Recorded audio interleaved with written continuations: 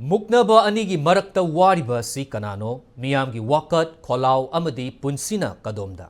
December 10, Malemgi Meeoibagi hak Kanba Numit ne. Chahi khudingi lakane, hiramasigi matangda Impact News ki senior video journalist Bishorjit Nameirakpam dagi pautam ama.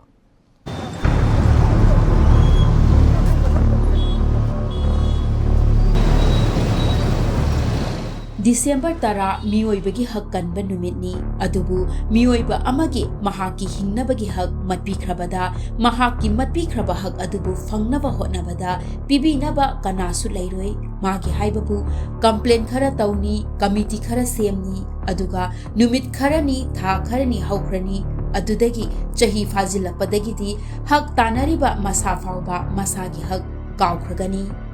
Human rights haibisida Chandaba pochi hojikti yaudre. Human rights da kana ki political right, adigi economic right, adigi social ki oiba environment ki oiba right, adigi apun me ki oiba collective right. Haibati right to self determination. Asina chingmase human right ki manungda lo ina lae. Human rights di phangma haiba man dilera roi. Mi oiba kunai china dum leiring kai di. Malem pumbadasu Meeoibagi hak Kannaba Numit pangthokli. Malem pumbada democracy chatnari adubu pukli tatlaba Telangana malangda koipai pai bagumna Malem pumbadasu aikoi Meeoibagi hakki matangsi iho ho bagum tauri. Kaigumba matamdasu masong fanba yaudaba nate. Mana thokpa punsi mahing punsi marel amada hinari.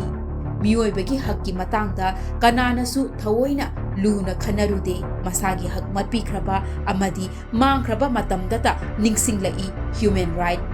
Aikoigi right ase aikoigi legislature singi manungdagi legislature kharanasu right ase atamnana mangaleba. Citizen amoibagi right ase aikoi phangnanaba madu lehennaba madu ngak senanaba aikoi isana honagadabneba.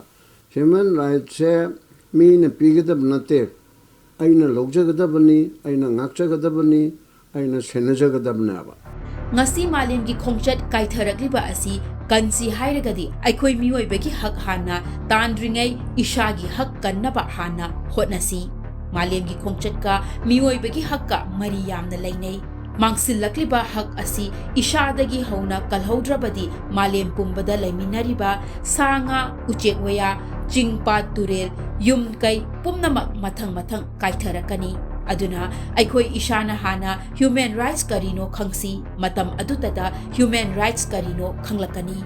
Human rights haraga human rights katang ubasu yade kano atopa jiba mayam ama masigi akoi environment seisa moisu nungsit holini moisu ising thai ni afaba environment namda leiba haisi moigisu yam maru oiba poni aduna masigi mayam si molhaliba kangbu khalbu thuariba kangbu mayam si matik chaba law thamaga matik chaba environmental policy mayam thamaga madu mayam du hingminnabada darkar lei koi human rights pulap oina Friday Marway the human right culture human right Masagat Pasini, Aduga, Manipur, the Dimasi, Declaration of Human Rights 1948 Lako Pasina, Brigadier Masita Rishida, for the period of 30 articles city, Marway the right to life, Amazon personal liberty, the freedom of speech expression, and the right to equality. So my am said with the Pang the report of Malaya.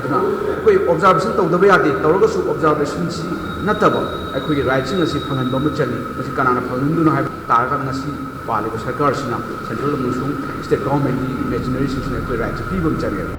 Impact News ki damak senior video journalist Bishorjit Nameirakpam Imphal.